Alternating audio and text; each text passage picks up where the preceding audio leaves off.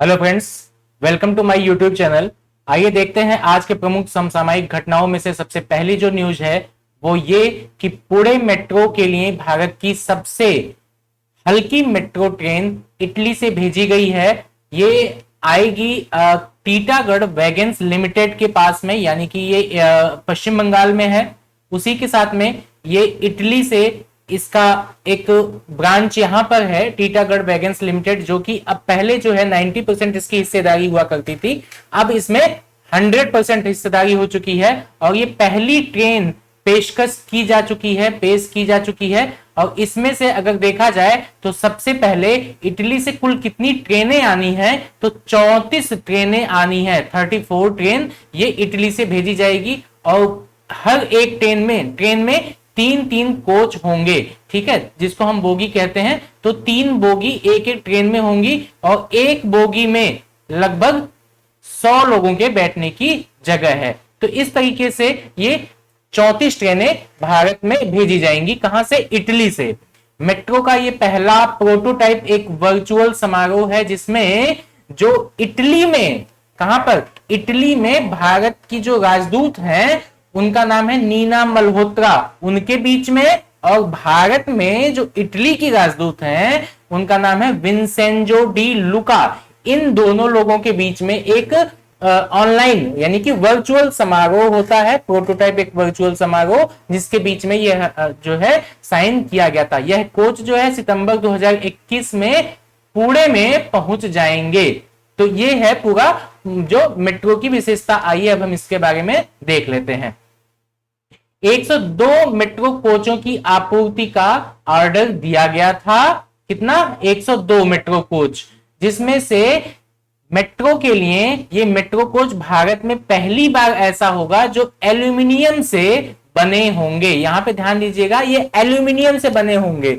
उसी के साथ में नागपुर जो मेट्रो है और के सबसे हल्के कोचों की तुलना में 15.5 टी एक्सएल लोड वाले हल्के हैं। पहले कितना होता था? 16 टी एक्सएल का। अब जो है घटा करके इसी को हो गया कितना? 15.5 टी एक्सएल। ठीक है, तो इससे जो है एल्यूमिनियम की बॉडी लगाने से ये चीजें हल्की हो जा रही हैं और इसी की विशेषता के बारे में हम लोग देख रहे हैं। कार बॉडी की एक्सट्रूडेड सेक्शन को एल्यूमिनियम से बनाया गया है, जिससे हम लोगों ने इससे पहले ही देख लिया कि एल्यूमिनियम से बनाया गया है, जो आवश्यक मजबूती प्रदान करता है। और एल्यूमिनियम ने भी वजन कम कर दिया है, एल्यूमिनियम से ही वजन कम हो गया और मजबूती पर्याप्त मिल गई है। अत्याधुनिक मेट्रो डिब्बों में आधुनिक जो इटैलवी शैली के से उच्चतम सुरक्षा मानक भी उसको प्रदान किए गए हैं। कार्बन उत्सर्जन और बेहतर ईंधन दक्षता भी इससे मिलने वाली है। अब आइए देख लेते हैं टीटागढ़ वैगन्स, जो अभी हम लोग देख रहे थे। ये पश्चिम बंगाल के टीटागढ़ जो है एक और चीज के लिए फेमस है, वो है पेपर मिल। यहां पर है, क्या नाम है इसका? पेपर मिल। ये टीटागढ़ वैगन्स है, वो टीटागढ़ इसी के नाम से फेमस है। ठीक है, पेपर मिल्स भी यहां पाया जाता है टीटागढ़ में। तो अब देखिए इसमें टीटागढ़ वैगन्स के बारे में, टीटागढ़ में स्थित है और उसके साथ में ये कौन कौन सा रेलवे के लिए कोच, बेली ब्रिज और खनन उपकरण, ये इसका कार्य है, काम करती है। सबसे पहली जो इसकी सहायक कंपनी है वो उसका नाम है टीटागढ़ मरीन। ठीक है, ये जहाज, नाम से ही पता चल रहा है मरीन है, तो फिर किस में काम कर रही होगी? जहाज निर्माण उद्योग में काम कर रही है। 2015 में क्या एक घटना घटती है जिसमें टीटागढ़ में इतालवी मतलब इटली की रेल उपकरण फर्म है फार्मा ट्रांसपोर्टी, उसको जो है खरीदती है। इसमें इसकी 90% की हिस्सेदारी हो जाती है। आगे चल करके इसी का नाम बदल जाता है और नाम कर दिया जाता है टीटागढ़ फार्मा एसपीए। यही जो है आगे चल करके 100% हिस्सेदारी इसकी हो जाती है। ठीक है, अब इसमें क्या होता है? कोलकाता बेस्ड एक कॉर्पोरेट शिपयार्ड इसका अधिग्रहण करती है और इसी के साथ में भारतीय नौसेना के जहाजों का निर्माण भी ये करने लगती है। और 2017 में रक्षा अनुबंध इसको इसीलिए दिया गया था। तो ये हमारा हो गया किससे संबंधित न्यूज? ये आपका मेट्रो से संबंधित न्यूज है, जो कि पुणे मेट्रो के लिए भारत की सबसे हल्की मेट्रो ट्रेन इटली से भेजी गई थी, इससे संबंधित पूरी न्यूज थी। चलिए चलते हैं अपने अगले न्यूज की तरफ। ये यूएई ने 3 से 17 साल के बच्चों के लिए कोविड वैक्सीन लॉन्च कर दिया है। आप इस बच्चे को देख पा रहे होंगे, इसने मास्क लगाया हुआ है और इसी अब जो है 3 से 17 साल के बच्चों के लिए भी कोविड वैक्सीन लॉन्च कर दी गई है। आइए डिटेल में देख लेते हैं क्या क्या चीजें हैं इसमें। सबसे पहले तो यही कि यूएई ने इसको लॉन्च किया, चीन के सिनोफार्म कोविड 19 वैक्सीन लगाएगा अब ये जाकर के।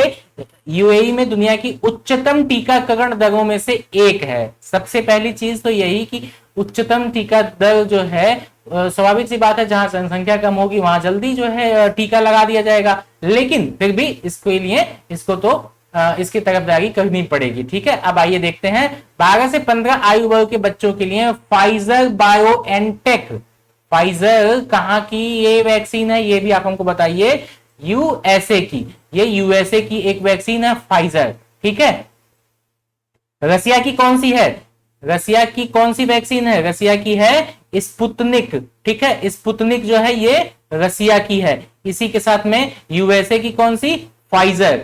तो ये हो गया, इसी से फाइजर बायोटेक वैक्सीन उपलब्ध करा रहा था। यूएई ने सिनोफार्म और अबू धाबी स्थित प्रौद्योगिकी कंपनी ग्रुप 42 के बीच में एक संयुक्त उद्यम के तहत बच्चों को इस कोविड 19 वैक्सीन का निर्माण शुरू किया गया है। अब आइए देख लेते हैं पूरा डिटेल में कि संयुक्त अमीरात में टोटल जो आबादी है 9 मिलियन की आबादी, 9 मिलियन की आबादी में से लगभग 78.95% को वैक्सीन की एक खुराक मिल जाती है, जबकि 70.57% लोगों को पूरी तरीके से यानी कि दोनों डोज दिया जा चुका है, फर्स्ट डोज भी और सेकेंड डोज भी। अब आइए अगला पॉइंट देखते हैं, यूएई में कोविड 19 का जो मामला था वो किस कदर हुआ था। 1 अगस्त को जो यहाँ पे संख्या निकल के आती है 1519 नए कोरोना वायरस संक्रमण दर्ज किए गए और टोटल जो हुई संख्या वो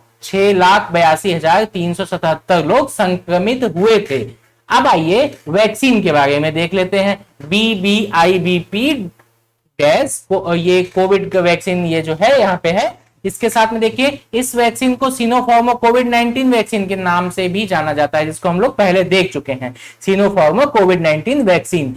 यह 2 निष्क्रिय वायरस कोविड 19 टीकों में से एक है, जिसे सिनोफार्म के Beijing institute of biological products के द्वारा विकसित किया गया है। अब आइए और देख लेते हैं इसमें क्या है। इस वैक्सीन के तीसरे चरण का परीक्षण कहां पे किया गया? अर्जेंटीना, मिस्र, बहरीन, मोरक्को, पेरू, पाकिस्तान और संयुक्त अरब अमीरात में लगभग 60,000 लोगों पर इसका चेकअप किया गया और उसके बाद जाकर के BBIVP कोविड वैक्सीन जो है उसको कोरोना वैक्सीन और कोवैक्सीन जैसी ही तकनीक का उपयोग करके विकसित किया गया था। ठीक है, इसके साथ ही इसके उत्पाद का जो नाम है SARS-CoV-2 वैक्सीन। ठीक है, ये हो गया। वैक्सीन की प्रभाविता के बारे में देखें तो 78.1% ये प्रभावी है। जितने अभी तक हमारे यहाँ का जो कोविशील्ड है या कोवैक्सीन है, तो कोवैक्सीन जो है वो 78% का, वहीं पे कोविशील्ड जो है वो कितना 70% तक प्रभावी है। ठीक है, अब आइए अगला देखते हैं इसमें कौन से देश इस टीके का उपयोग कर रहे हैं। तो BBIVP जो कोरोना वायरस वैक्सीन का उपयोग एशिया, अफ्रीका, दक्षिण अमेरिका और यूरोप के कई देशों के द्वारा इसका उपयोग किया जा रहा है। चलिए चलते हैं अपने एक बड़ी खबर की तरफ। इसमें क्या है कि यूरोपीय संघ ने अमेजन पर डेटा गोपनीयता के उल्लंघन के मामले को लेकर के 746 मिलियन यूरो का जुर्माना लगा दिया है। ये इसके साथ हमेशा होता रहा है, कोई पहली बात नहीं है। ठीक है, अमेजन के ऊपर, गूगल के ऊपर, उसके साथ में मतलब कई बार ऐसा हुआ, फ्लिपकार्ट के साथ में, तो कई कंपनियां इस चीज को लेकर के सकते में रही हैं। क्यों? क्योंकि इनके माध्यम से जो डेटा जैसे हमने यूज किया अमेजन को, तो अमेजन को जब हम यूज करते हैं, कोई हमने प्रोडक्ट मंगाया, प्रोडक्ट मंगाते समय फिर क्या करते हैं कि अपना हम सब डिटेल देते हैं उसको, कि नाम से लेकर के, एड्रेस से लेकर के, फोन नंबर से लेकर के A to Z वो हर डिटेल हम दे देते हैं। तो मेरा जो डेटा है वो अमेजन के पास पहुंच गया। अब अमेजन क्या करता है, अमेजन मतलब करता तो वो अपना एक अलग जो है वो लॉजिस्टिक्स का काम करता है, जैसे उस पे सारे प्रोडक्ट्स जो लिस्टेड हैं, जिसके जो सेल कर रहे हैं, सेल आउट कर रहे हैं, और हम जो है कस्टमर हैं, हमने वहां से खरीदारी करी, खरीदारी करने के साथ ही मेरा डेटा उसके पास पहुंच गया। अब वो क्या किया कि अपने डेटा को सुरक्षित रखा है और कहीं जो है किसी के माध्यम से लीक हो गया या लीक कर दिया गया जानबूझ करके, तो उससे क्या होता है कि दूसरी कंपनी यदि कोई मार्केट में आने वाली है या आ गई है, जो अमेजन के कस्टमर्स हैं उनका वो यूज करना चाहती है, कि जैसे अब हमने मतलब अमेजन पे जाकर के मान लेते हैं कि कोई प्रोडक्ट्स हमने खरीदा, एक हमने वहां पर जाकर के एक नोटबुक खरीदी, किसकी, आईटीसी कंपनी की, ठीक है, तो यही डेटा सेम दूसरी कंपनी के पास भी चला गया कि फला नाम का कोई व्यक्ति, उसका जिसका नंबर ये है, इसका एड्रेस ये है, इसका ईमेल ये है, इस व्यक्ति ने आईटीसी के ब्रांड को इसके नोटबुक्स अमेजन से खरीदे थे, तो उससे क्या होगा, आईटीसी का जो ब्रांड है ये मेरी पसंद हो गई, तो इसी को अन्य जो कंपनी है जिसने अमेजन से डेटा लिया था वो आईटीसी के सारे प्रोडक्ट्स को मुझे दिखाना पसंद करेंगे। उसी के साथ में जो नोटबुक हमने ली, तो नोटबुक के साथ में अन्य कंपनियों के भी नोटबुक वो मुझे दिखाना पसंद करेंगे।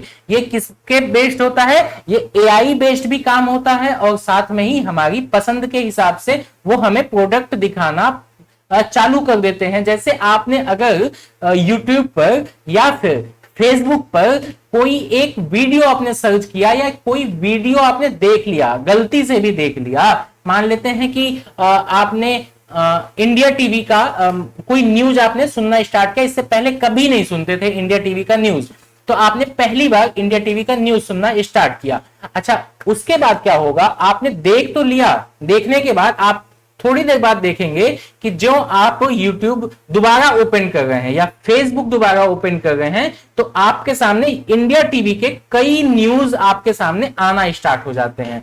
तो वो किस पे बेस्ड होता है, वो एआई बेस्ड होता है, आर्टिफिशियल इंटेलिजेंस बेस्ड होता है। उसी के साथ में ये YouTube की जो एक जो उसकी मैथमेटिकल जो उसका वो है, मतलब उसको एक अलग वर्ड यूज करते हैं, तो उसके हिसाब से आपने अगर कोई चीज देख ली, सर्च कर ली, उसी के हिसाब से एल्गोरिदम जो होता है यूट्यूब का या फेसबुक का, उसी हिसाब से आपके पसंद के हिसाब से और भी उसके सारे प्रोडक्ट दिखाना स्टार्ट कर देता है। तो यही चीजें होती हैं डेटा लीक होने के बाद, ठीक है, डेटा लीक होने के बाद यही चीजें होती हैं कि आपको, मतलब आपने तो ऐसा कोई कोई सिग्नेचरी मतलब वो नहीं किया कि हमने सारी डिटेल आपको दे दी और आप मेरा डेटा लीक कर दीजिए, आप किसी और को दे दीजिए कि मेरा मोबाइल नंबर ये है, मेरा ईमेल आईडी ये है, और आप जो है अपना सामान उसको प्रोडक्ट दिखाना, शो करना स्टार्ट कर दें। तो इसीलिए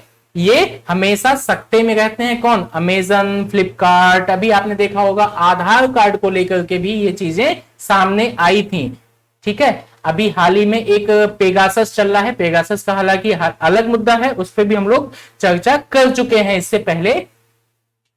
अब आइए अपने इस पे अमेजन वाले मुद्दे पे, अमेजन का जो डिटेल में है इसको हम देख लेते हैं। तो लग्जमबर्ग में है national commission for data protection, यानी कि CNPD, इसके द्वारा अमेजन पर जुर्माना लगाया जाता है, और आगे चल करके अमेजन ने पेनाल्टी को चुनौती देने का इसने फैसला किया कि अमेजन कहता नहीं ऐसा हम कुछ करबे नहीं किए हैं, तो हम ऐसे फंसा दोगे काम को, ठीक है। तो इसीलिए ये चुनौती देने का वादा करता है कि अब हम चुनौती देंगे तुम्हारे जो है मतलब चुनौती, वो चुनौती वाला नहीं है, इसमें चुनौती वाला है, ठीक है, चेतावनी देगा है और चुनौती देगा उसको, ठीक, अपील करेगा ये। अब इसमें क्या है कि इसने CNPD ने आरोप लगाया कि कंपनी ने यूजर्स के डेटा में हेर फेर किया था ताकि ये दिखाया जा सके कि उन्हें क्या विज्ञापन और जानकारी मिलती है।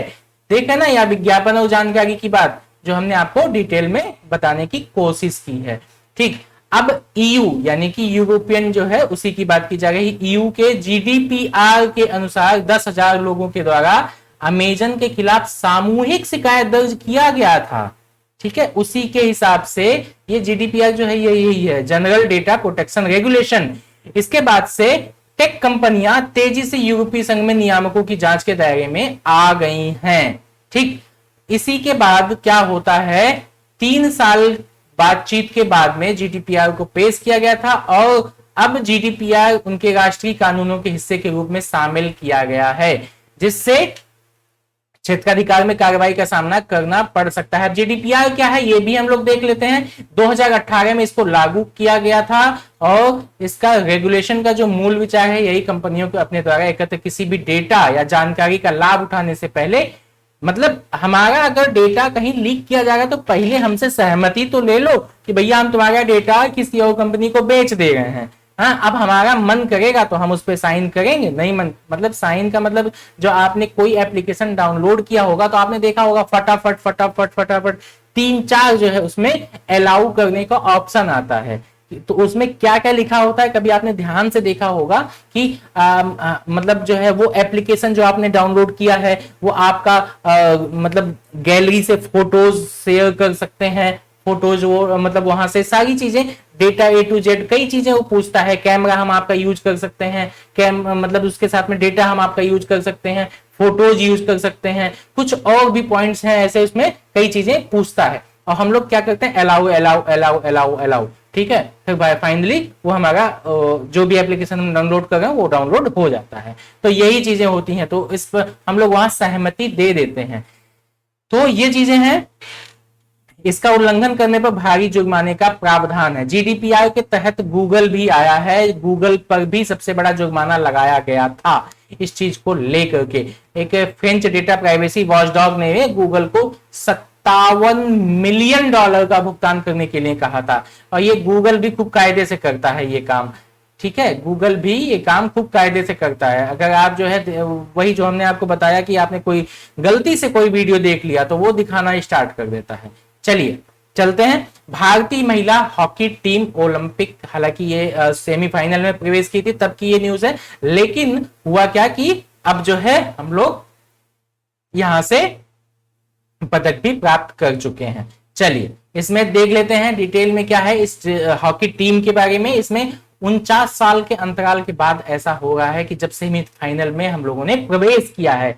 महिला मैच के दौरान एक ड्रैग फ्लिकर हैं, उनका नाम है गुरजीत कौर। गुरजीत कौर की बड़ी अहम जो भूमिका रही, 22वें मिनट में एकमात्र पेनाल्टी कॉर्नर को गोल में तब्दील कर लिया इन्होंने, गुरजीत कौर।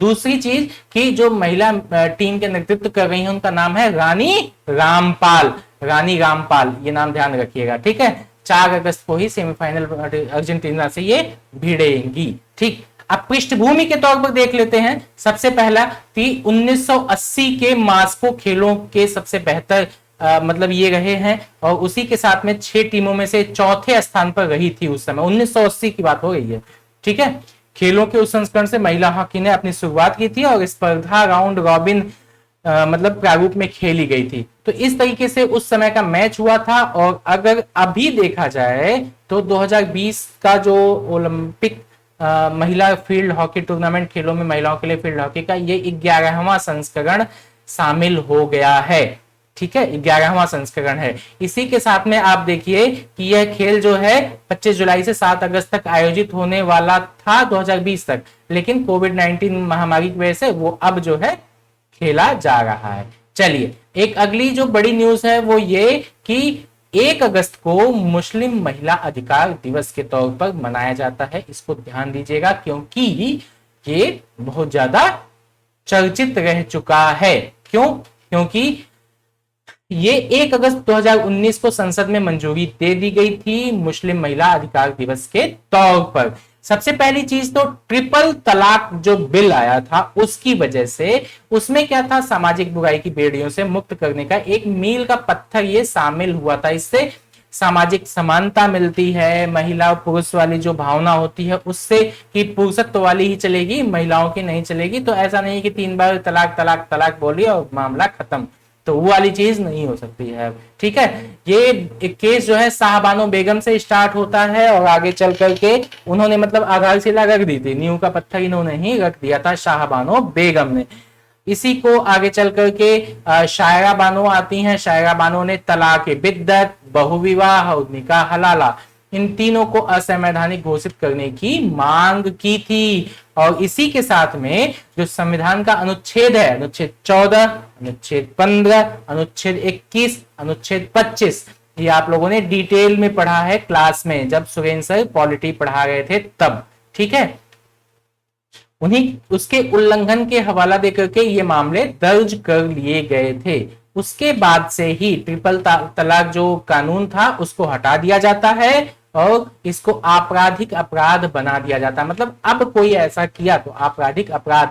एक चीज, एक वर्ड और यूज किया जाता है, संज्ञेय अपराध, कॉग्निजेबल ऑफेंस, ठीक है। तो यहाँ पे ध्यान दीजिएगा, इस कानून को लेकर के सबसे पहली चीज थी तलाक की प्रथा को कानूनी रूप से अपराधीकरण करके लैंगिक असमानता और सशक्तिकरण के खिलाफ मुस्लिम महिलाओं की सुरक्षा की सुनिश्चित की जाती है। और उसके बाद से देखिए तभी से ये दिवस के तौर पर मनाया जाने लगता है। इससे होता क्या है, महिलाओं की आत्मनिर्भरता बढ़ती है, आत्मसम्मान को बढ़ावा देने का प्रयास किया जाता है, मौलिक और लोकतांत्रिक अधिकारों को मजबूत भी किया जाता है, ठीक है। हमने आपको ये चीज पहले बता दी कि संज्ञेय अपराध, संज्ञेय अपराध का मतलब क्या होता है कि अगर किसी व्यक्ति ने किसी महिला के साथ में ट्रिपल तलाक, 3 बार तलाक तलाक तलाक बोला और महिला को छोड़ दिया, तो फिर होगा क्या कि अगर ये चीज किसी ने भी या मतलब न्यायालय के कान में ये चीजें पहुंच जाती हैं तो वो ऑटोमेटिक कॉग्निजेबल ऑफेंस है। फिर पूछा नहीं जाएगा भैया तुम किए हो कि नहीं किए हो, बस उठा करके आपको बंद किया जाएगा और सीधे जो है आपके ऊपर सब केस स्टार्ट हो जाएंगे, चलना प्रारंभ हो जाएंगे। फिर आप ही को मतलब ये भी हमको जुटाना पड़ेगा सबूत के तौर पे कि हमने ये अपराध नहीं किया है। मतलब इसमें महिला को नहीं कुछ करना है, इसमें आप ही को सब कुछ करना होगा, ठीक है। तो यहाँ पे ये चीजें संज्ञेय अपराध, कॉग्निजेबल ऑफेंस इसको कहते हैं। चलिए जब देखते हैं अपना अगला पॉइंट, इसमें कानून की सफलता से संबंधित क्या है कि कानून की सफलता इस तरीके से संबंधित है कि लगभग जब से ये मतलब पास हो जाता है बिल, उसके बाद से 82% की कमी आती है तलाक मामलों में, मुस्लिम महिलाओं के इसमें तलाक मामले में, ठीक है। किन देशों ने 3 तलाक पर प्रतिबंध लगाया है? अगर देखा जाए किनारे से तो मिस्र सबसे पहले स्टार्ट करता है और उसके बाद सूडान हो गया, पाकिस्तान हो गया, मलेशिया हो गया, बांग्लादेश हो गया, इराक हो गया, सीरिया हो गया। उसके बाद हाल ही के वर्षों में संयुक्त अरब अमीरात हो गया, मोरक्को हो गया, ईरान हो गया, साइप्रस हो गया, कतर हो गया, जॉर्डन, ब्रुनेई, अल्जीरिया, मतलब इतने देशों ने प्रतिबंध लगा दिया था पहले ही, अब जाकर के भारत ने लगाया है, तब भी इतना ज्यादा हो हल्ला हमको देखने को मिला। चलिए बस अभी इसको दिवस के तौर पे याद रखिएगा, बाकी सब चीजें आपको एक बार कहानी रिमाइंडर करने के लिए वो चीजें जानना जरूरी होता है। करंट अफेयर्स का मतलब यही होता है कि कोई भी चीज, कोई भी घटना घटी तो उस घटना से रिलेटेड जितनी पहले की न्यूज है वो आपको हर चीज देखना होना, मतलब देखने आना चाहिए। अगर देख नहीं पा रहे हैं तो वहां पे कहीं ना कहीं दिक्कत होगी, आपके साथ में कोरिलेट नहीं कर पाएंगे एक दूसरे से। इसी के साथ में आपको जब कभी भी कोई भी न्यूज पढ़िए तो तुरंत उसके बाद पॉलिटिकल क्या एस्पेक्ट हो सकते हैं, सोशली क्या एस्पेक्ट हो सकते हैं, इकोनॉमिकली क्या एस्पेक्ट हो सकते हैं, मतलब हर तरीके से सामाजिक, आर्थिक, धार्मिक, मतलब हर तरीके से उसको कोरिलेट करने की कोशिश किया कीजिए। चलिए देखते हैं अपनी अगली न्यूज में। अगली न्यूज में क्या है, म्यांमार की सेना ने 2 साल के लिए आपातकाल बढ़ा दिया है। अब क्या होता है इसमें, सेना कैसे 2 साल के लिए आपातकाल बढ़ा देती है, अब वो भी देख लेते हैं। होता क्या है कि सेना ने 6 महीने पहले ही 2021 में चुनी हुई सरकार से सत्ता हथिया लेती है, ठीक है। अब इसमें सत्ता हथियाने का मतलब यह है कि वहां पर आर्मी गद्दी संभाल ली है, ठीक है। तो अब ये सेना यहाँ पे गद्दी संभालने का मतलब अब वही सैन्य वहां पे नेता के तौर पे आपातकाल की स्थिति अगस्त 2023 तक अपने उद्देश्यों को प्राप्त कर लेगी, उसके बाद ये छोड़ देंगे। सैन्य सरकार खुद को यहाँ पे अभी कार्यवाहक सरकार के तौर पर मतलब अपने आप को मान रही है और मिन आंग हलिंग इनको प्रधानमंत्री के रूप में नामित भी कर दिया है। होता क्या है कि फरवरी 2021 में तख्ता पलट हो जाता है और सेना ने म्यांमार में सत्ता पर कब्जा कर लिया था और 1948 में ब्रिटिश शासन से स्वतंत्रता के बाद से म्यांमार के इतिहास में यह तीसरा, ये पूछा जा सकता है, तीसरी बार हो रहा है सैन्य तख्ता पलट। ठीक, उसी के साथ में ही आपको याद होगा कि लोकतांत्रिक रूप से जो नेता थी हमारी आंग सान सू की, मतलब हमारी नेता का मतलब यही, म्यांमार की जो नेता थी आंग सान सू की, उनको हिरासत में ले लिया गया था। अब होता क्या है कि सेना ने सत्ता पर कब्जा क्यों कर लिया, हो इसमें आंग सान सू जो है उन ये बहुमत हासिल कर लेती हैं, ठीक है। और उसी के बाद से जब म्यांमार की नवनिर्वाचित सरकार को 2021 में संसद का पहला सत्र आयोजित करने जा रही थी, उसी समय सेना ने 1 साल के लिए आपातकाल की स्थिति लागू कर दी। ठीक, ये होती है स्थिति। अब इसी के बाद में म्यांमार में सेना कितनी शक्तिशाली हो गई है भैया, ये भी तो जानना चाहिए, आखिर क्यों ऐसा सैन्य तख्ता पलट वहां हो जाता है। अब देखिए, पहली चीज तो ये कि वहां के संविधान के हिसाब से ये पता चलता है कि लगभग 25% हिस्सेदारी उसी की है, किसकी, सेना की है। सेना के पास कुल कितनी हिस्सेदारी है, कुल सीटों का 25% हिस्सेदारी है। और कई ऐसे प्रमुख और मंत्री पद सैन्य नियुक्तियों के लिए आरक्षित हैं।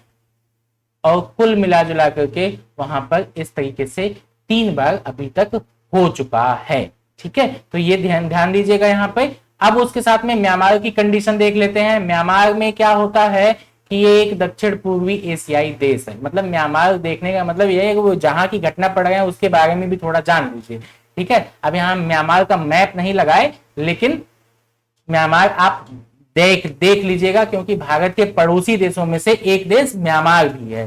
ठीक, अब इसी के साथ में दक्षिण पूर्व एशियाई देश है। उत्तर पश्चिमी में ये बांग्लादेश और भारत के साथ, उत्तर पूर्व में चीन के साथ, और इसी तरीके से सभी जो इससे सटे हुए राज्य हैं उनके बारे में राज्य कहने का मतलब यह है, जब हम वैश्विक परिदृश्य में बात कर रहे होते हैं तो एक एक देश को एक एक राज्य कहा जाता है। ठीक है, तो यहाँ पे ये ध्यान दीजिएगा, ऐसा ना हो कि हम राज्य बोलें और आप जो है मतलब कुछ और चीजें उसमें निकाल दें। तो यह मुख्य भूमि दक्षिण पूर्व एशिया में सबसे बड़ा देश भी है। क्षेत्रफल के हिसाब से एशिया में ये 10वां सबसे बड़ा देश है। हालांकि ये सब चीजें उतना ज्यादा इंपॉर्टेंट नहीं होती हैं। राजधानी इसका नैपीडा है, ये भी ध्यान होगा आपको। इससे जो सटने वाले राज्य हैं वो देख लीजिए। म्यांमार जो है मिजोरम से, मणिपुर से, नागालैंड से, अरुणाचल प्रदेश से, ये सीमा साझा करते हैं भारत और म्यांमार के बीच में। ठीक है, ये 4 राज्य हैं। ठीक, ध्यान दीजिएगा इसको।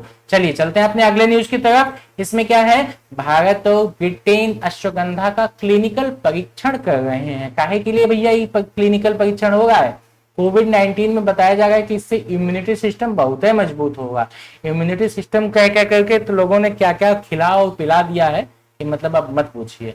अब इसके बाद आइए देखते हैं मुख्य बिंदु क्या है।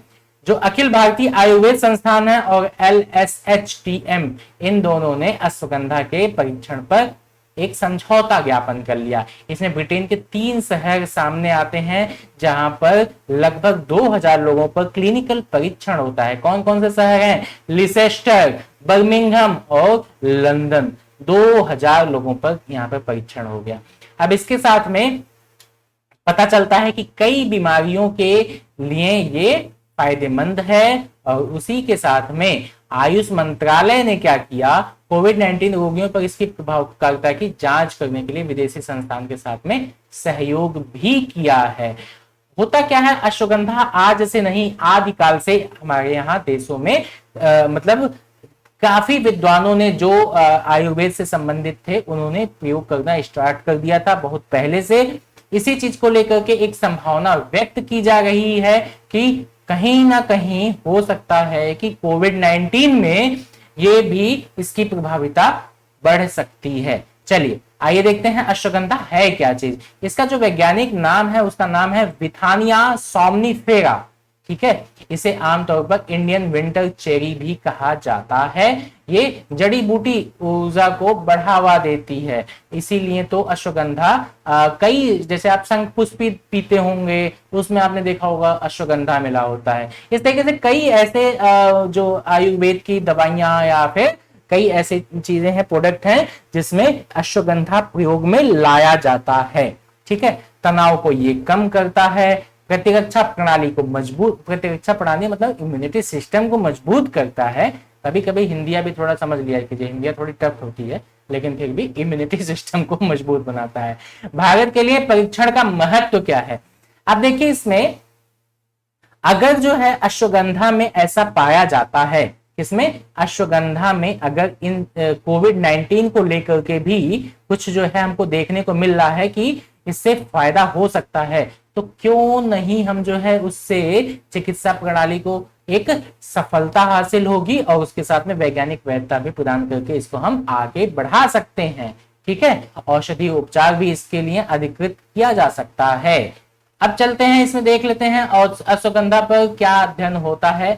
इसमें एक तो सबसे पहली चीज जो रैंडमाइज्ड प्लेसबो कंट्रोल ट्रायल्स ये किए गए थे, इसके माध्यम से चिंता और तनाव को कम करने, मांसपेशियों की ताकत में सुधार और रोगियों में थकान के लक्षणों को कम करने में इसकी प्रभावकारिता देखने को मिलती है। अखिल भारतीय आयुर्वेद संस्थान जो है ये इसी के संज्ञान में होगा है सारी चीजें। ठीक है, ये ध्यान दीजिएगा। AIIMS, Akhil Bharatiya Ayurveda institute, all India institute of Ayurveda, AIIA, AIIMS नहीं, यहाँ पे AIIA है। ठीक है, इसका उद्देश्य क्या है? आयुर्वेद के पारंपरिक ज्ञान और आधुनिक उपकरणों और प्रौद्योगिकी के बीच में तालमेल बनाना है और जाकर के आगे इसी की सब चीजों के बारे में देखना है। अब देखिए एक और घटना घटती है, इसमें क्या है? ई रूपी डिजिटल भुगतान समाधान ये लॉन्च किया गया है।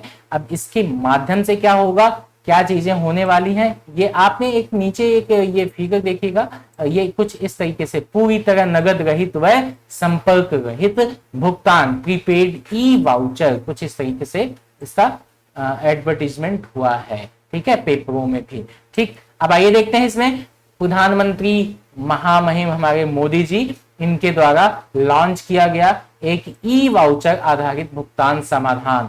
इसमें मुख्य बिंदु जो है ताकि सरकार और जो लाभार्थी हैं उनके बीच में इसकी पहल की जा सके, साथ में ही जो लाभ लक्षित मतलब लाभ जहां पहुंचना चाहिए वहां तक पहुंचे और लीक प्रूफ तरीके से पहुंचे, मतलब लीक ना हो बीच में।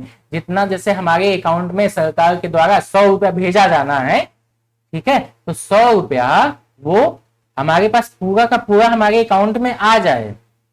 अब ऐसा ना हो कि 100 भेजा जाए हमारे अकाउंट में 10 रुपया आए, अब बीच में 90 रुपया हम जो है बांटते फिरे कि भैया वो साइन कर दो, हमको जो है पैसा निकालना है, तो जो है वो पता चल रहा है कि 20 रुपया वो लिया, फिर बीच में मतलब इस तरीके से बिचौलिए से जो है 100 रुपए से आते आते जो लाभार्थी है उसके अकाउंट में आते आते 10 रुपया बचता था। तो ऐसा ना हो इसीलिए कहा गया लीक प्रूफ तरीके से इसको लाभ लक्षित अपने इच्छित लाभार्थी जो है उनके अकाउंट में पहुंच जाए। तो ई रूपी एक मुफ्त भुगतान तंत्र है जो यूजर्स को कार्ड, डिजिटल भुगतान ऐप, इंटरनेट बैंकिंग एक्सेस का उपयोग किए बिना वाउचर को भुनाने की अनुमति देगा। मतलब वाउचर मिल जाएगा, उसी के माध्यम से वो बैंक में जा करके उस वाउचर को दिखा करके वो अपना भुगतान करवा सकेगा। चलिए, national payments corporation of India NPCI ने और अपने जो है यूपीआई प्लेटफॉर्म पर इसको विकसित किया है। इसमें वित्तीय सेवा विभाग, स्वास्थ्य और परिवार कल्याण मंत्रालय, राष्ट्रीय स्वास्थ्य प्राधिकरण, इन तीनों के सहयोग से इसको लॉन्च किया गया है। ठीक है, अब देखिए कल्याण सेवाओं की लीक प्रूफ डिलीवरी सुनिश्चित करने के लिए इस प्लेटफॉर्म को लॉन्च किया गया। ठीक, इसी के साथ में देखिए इस प्लेटफॉर्म का उपयोग आयुष्मान भारत प्रधानमंत्री जन आरोग्य योजना और उर्वरक सब्सिडी, टीबी उन्मूलन कार्यक्रम जैसे योजनाओं के तहत लाभार्थियों को लाभ प्रदान किया जाएगा। ठीक है, सबसे बड़ी जो चीज है इसमें आयुष्मान भारत के जो जन आरोग्य योजना है, इसमें क्योंकि जितने भी मतलब बीमार कोई व्यक्ति है और जाता है अपनी दवाई कराने के लिए, तो उसको अगर ई बिल वाउचर उसके पास होगा तो दिखा करके उसको दवाई ट्रीटमेंट करवा सकेगा। उर्वरक सब्सिडी भी बहुत ज्यादा महत्वपूर्ण है, टीबी उन्मूलन कार्यक्रम उससे भी ज्यादा महत्वपूर्ण है। चलिए इन तीनों, अच्छा टीबी उन्मूलन कार्यक्रम यहाँ आया नजदीक में ही, तो हम एक क्वेश्चन यहाँ पे आप हमको बताइए कि हाल ही में केंद्र शासित प्रदेश ऐसा कौन सा है जिसको टीबी उन्मूलन कार्यक्रम से मुक्त कर दिया गया, यानी कि अब वहां पर टीबी से मुक्ति मिल गई है। ये आप हमको कमेंट बॉक्स में बताइएगा।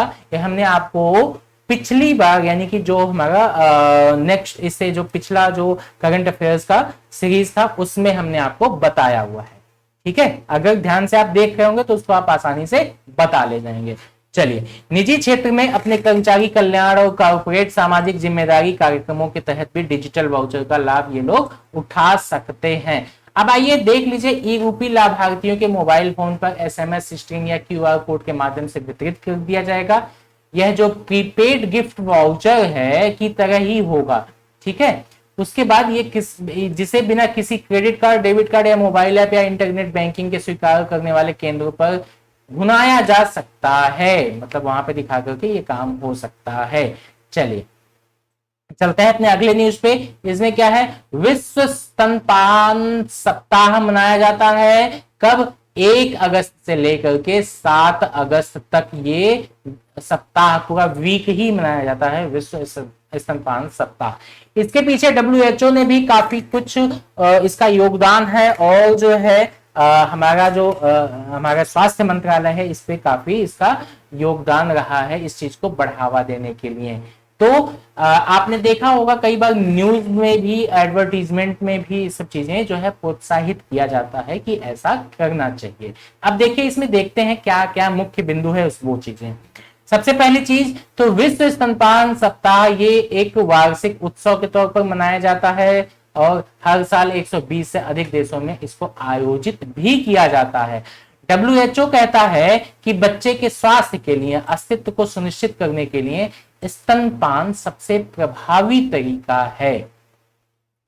इस बार की जो थीम रही है वो क्या है, प्रोटेक्ट ब्रेस्ट फीडिंग और शेयर्ड रिस्पॉन्सिबिलिटी, ये इसकी थीम रही है। यहां आपने देखा होगा प्रोटेक्ट ब्रेस्ट फीडिंग, उसके बाद शेयर्ड रिस्पॉन्सिबिलिटी, ये देखिए आपका ना यहाँ पे वर्ल्ड ब्रेस्ट फीडिंग वीक 2021, तो इस तरीके से ये इसका लोगो भी है, आप इसको देख पा रहे हैं। ठीक है, तो ये चीजें हैं, इसी को हमने आपको यहाँ पे बताने की कोशिश की है।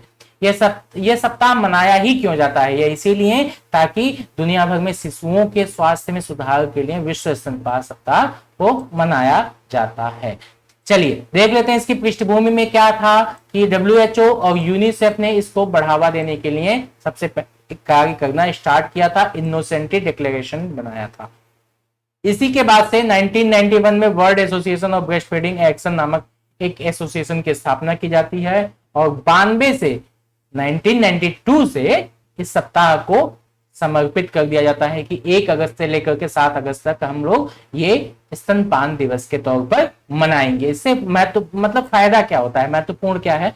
सबसे पहली चीज तो शिशुओं को जो पोषक तत्व की आवश्यकता होती है वो इससे मिल जाती है, जिससे जो है उनकी वृद्धि और विकास के लिए ये आवश्यक होता है।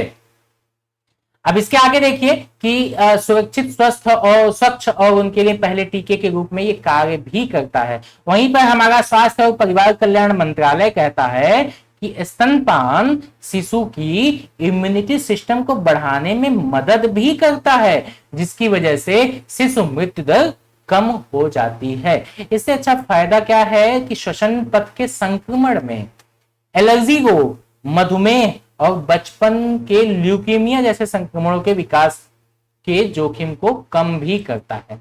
चलिए चलते हैं अपने अगले न्यूज की तरफ। अगला जो न्यूज है वो हमारा AICTE translation automation AI tool, इसके बारे में इसको विकसित किया गया है। ये 11 विभिन्न भाषाओं में ये काम करने वाला है। कौन कौन सी भाषा?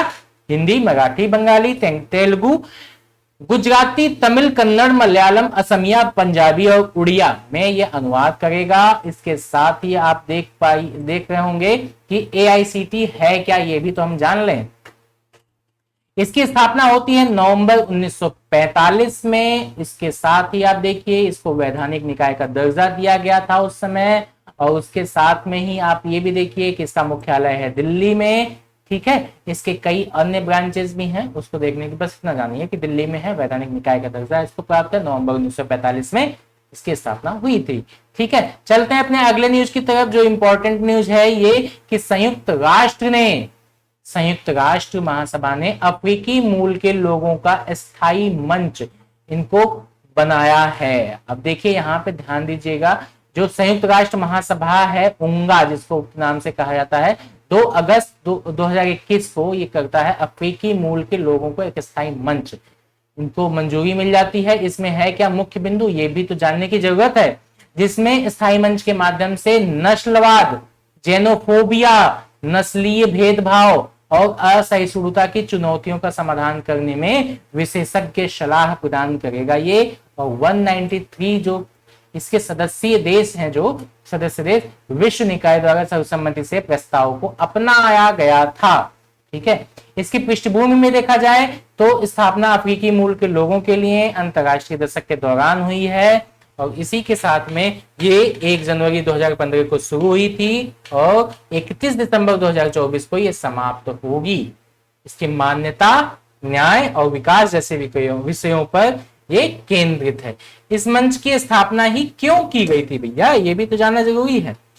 तो गुलामी पर चिंता की पृष्ठभूमि में इसकी स्थापना की गई थी और दासता के कारण हुई मानवीय पीड़ा पर गहरा खेद भी व्यक्त किया गया था, जिससे स्वीकार किया गया था कि दास व्यापार और दासता मानवता के विरुद्ध अपराध है।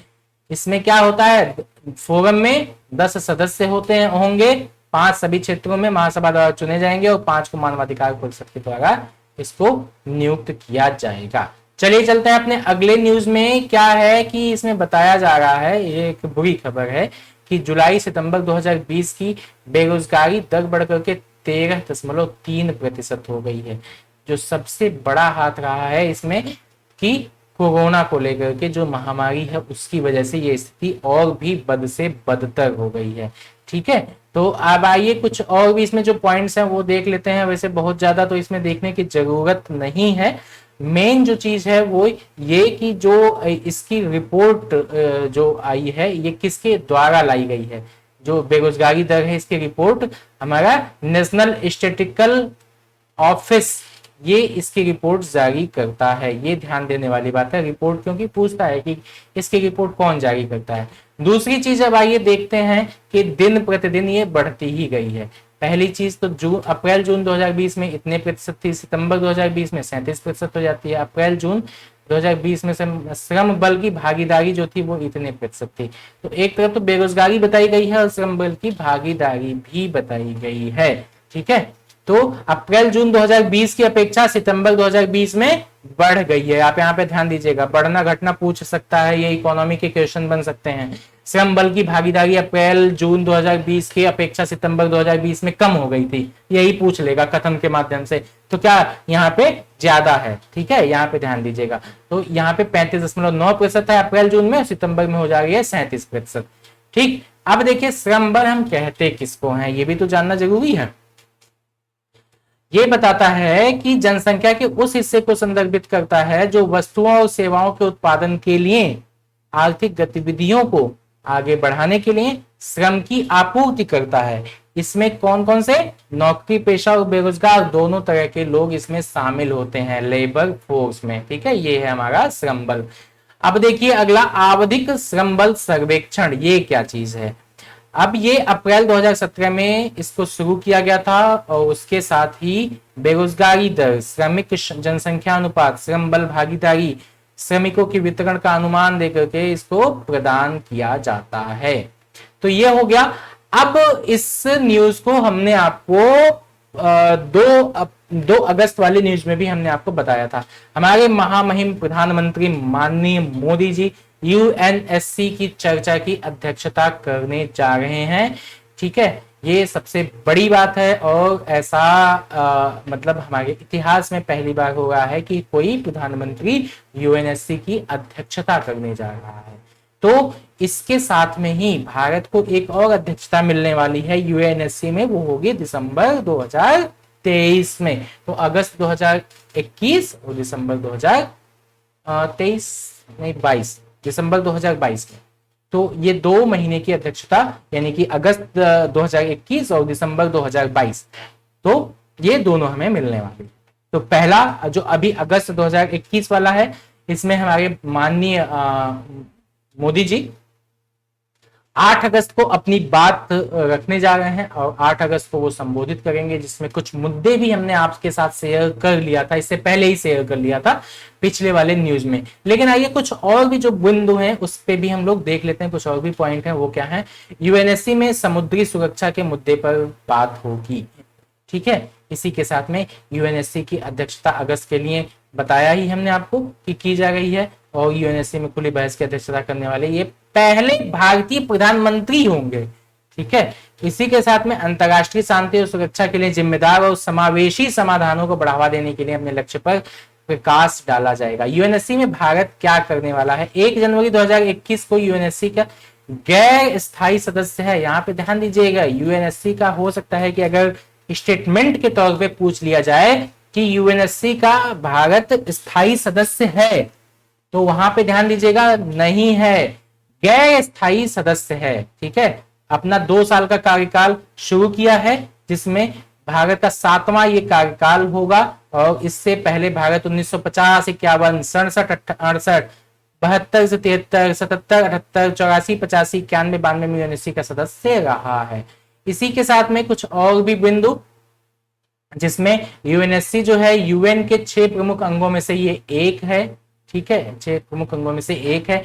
इसमें अंतरराष्ट्रीय शांति और सुरक्षा सुनिश्चित करने का काम इसको सौंपा गया है। और उसी के साथ में आप यहाँ पे देखिए कि इसके कुछ कार्यों में, जिसमें शांति अभियानों की स्थापना, अंतरराष्ट्रीय प्रतिबंधों का अधिनियम, सैन्य कार्यवाही का प्राधिकरण इसमें जो है शामिल है। यह संयुक्त राष्ट्र का एकमात्र निकाय है जिसके पास सदस्य देशों पर बाध्यकारी प्रस्ताव जारी करने का भी अधिकार है।